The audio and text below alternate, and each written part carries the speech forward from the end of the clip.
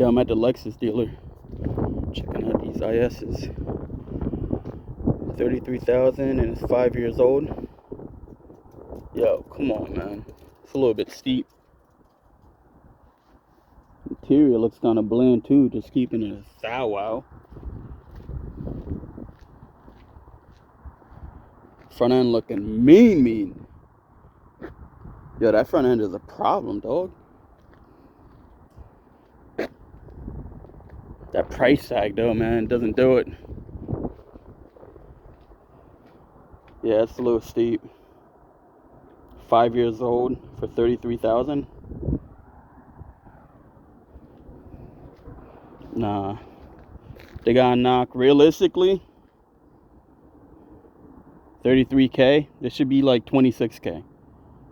Fuck that inflation price. Shit nice though. Not worth the price though.